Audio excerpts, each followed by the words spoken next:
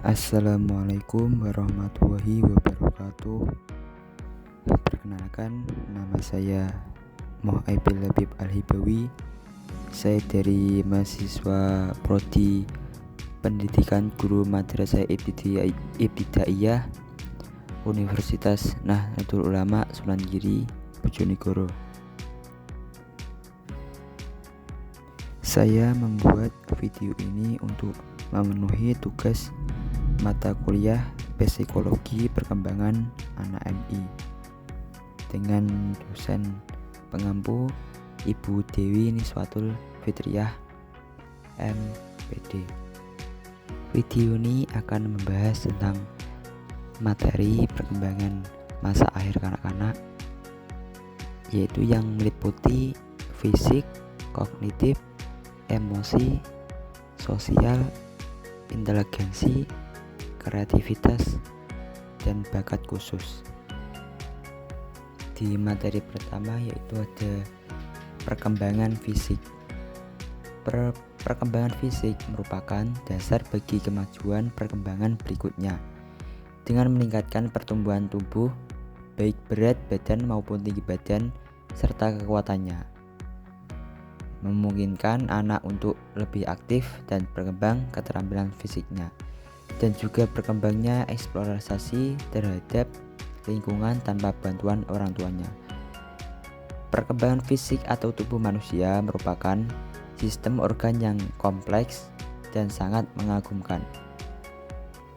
Ohlen dan Thomson mengemukakan bahwa perkembangan fisik individu itu meliputi 4 aspek, yaitu yang pertama sistem saraf yang mempengaruhi perkembangan kecerdasan dan emosi, dan yang kedua otot-otot yang mempengaruhi perkembangan kekuatan dan kemampuan motorik, dan yang ketiga kelenjar endokrin yang menyebabkan munculnya pola-pola tingkah laku baru, dan yang terakhir struktur fisik atau tubuh yang meliputi tinggi, berat, dan proporsi. Materi yang kedua ada perkembangan kognitif. Pengertian perkembangan kognitif yaitu kemampuan seorang untuk memperoleh, mengolah, dan menggunakan informasi yang diperoleh dari lingkungan sekitarnya. Perkembangan kognitif merupakan salah satu aspek terpenting untuk menjadi pedoman dalam proses pendidikan.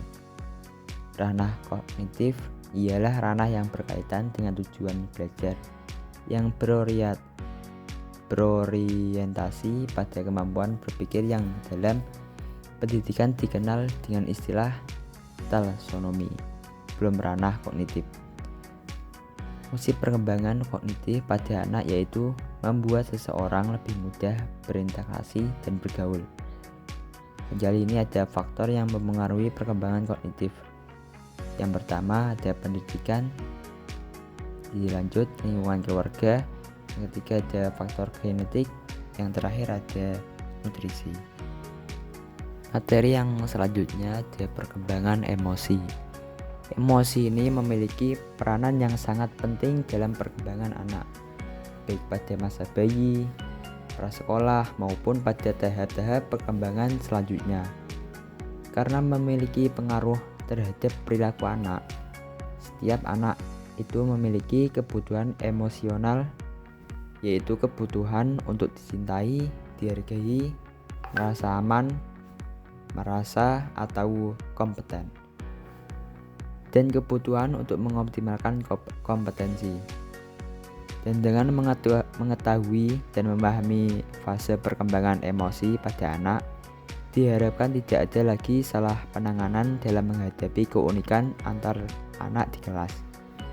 Fase perkembangan emosi pada anak usia sekolah dasar dimulai pada usia 5-6 tahun. Pada usia ini, anak mulai mempelajari kaidah dan aturan yang berlaku. Dan ini adalah keterampilan yang sangat menuntut anak untuk menyembunyikan informasi.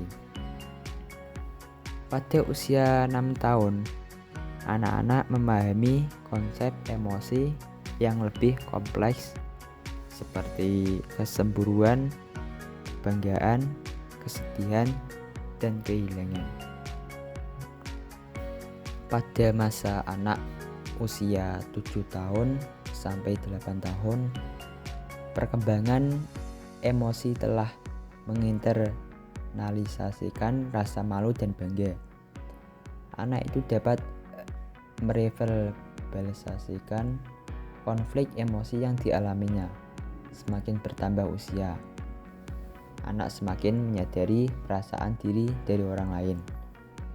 Dan anak usia 9 tahun sampai 10 tahun, anak dapat mengatur ekspresi emosi dalam situasi sosial dan dapat berespon terhadap distress emosional yang terjadi pada orang lain. Selain itu, anak dapat mengontrol emosi negatif seperti rasa takut dan sedih. Dan selanjutnya masa anak usia 17 tahun, 11 tahun sampai 12 tahun. Pengertian anak ini tentang baik, buruk, dan tentang norma-norma, aturan, serta nilai-nilai yang berlaku di lingkungannya menjadi bertambah dan juga lebih fleksibel, tidak sekaku saat di usia kanak-kanak awal. Fungsi ini dapat peranan emosi pada perkembangan yang dimaksud merupakan bentuk komunikasi. Materi selanjutnya yakni perkembangan sosial pada akhir kanak-kanak. Perkembangan sosial merupakan pencapaian kematangan dalam hubungan sosial. Anak sangat dipengaruhi oleh proses perlakuan atau bimbingan yang tua terhadap anak dalam berbagai aspek kehidupan sosial atau norma-norma kehidupan bermasyarakat. Ciri khas dari fase ini ialah meningkatkan intensitas hubungan anak dengan teman-teman sebayanya serta ketergantungan anak terhadap keluarga menjadi berkurang. Pada fase ini, kontak sosial lebih baik dari sebelumnya sehingga anak lebih senang bermain dan berbicara dalam lingkungan sosialnya. Selanjutnya ada tahapan perkembangan sosial pada anak. Dan tahapan perkembangan sosial ini dibagi menjadi 5, yaitu masa kanak-kanak awal 0 sampai 3 tahun, yaitu disebut subjektif. Yang selanjutnya masa krisi 3 sampai 4 tahun, yaitu disebut alter. Selanjutnya masa kanak-kanak akhir 4 sampai 6 tahun disebut subjektif menuju objektif. Selanjutnya masa anak sekolah 6 sampai 17 tahun yaitu disebut objektif. Yang terakhir masa kritis 2, 17 sampai 13 tahun yaitu disebut prepuber. Yang selanjutnya perkembangan inteligensi. Pada masa akhir kanak-kanak, inteligensi atau kecerdasan berkembang pesat dan anak mampu berpikir lebih logis, sistematis, dan mulai memahami konsep-konsep abstrak sederhana. Kemampuan ini mendukung proses belajar dan pemecahan masalah di sekolahan. Berikut ciri-ciri perkembangan inteligensi. Yang pertama, berpikir logis dan konkret.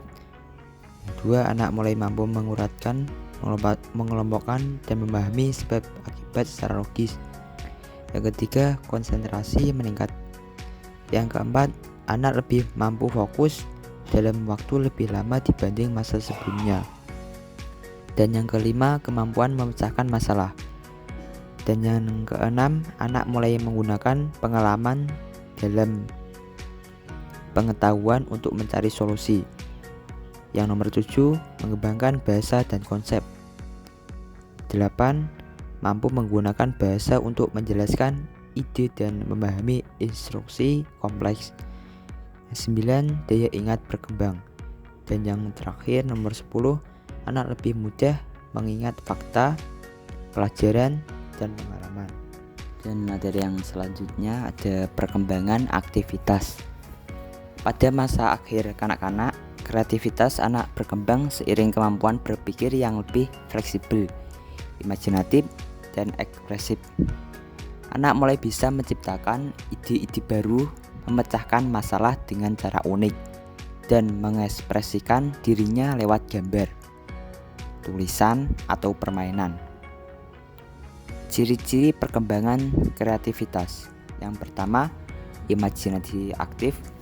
Yang kedua, anak yang berkhayal, membuat cerita, dan memainkan peran-peran imajinatif. Dan yang ketiga, mampu menghasilkan ide orisinal. Yang keempat, anak mulai menemukan solusi yang tidak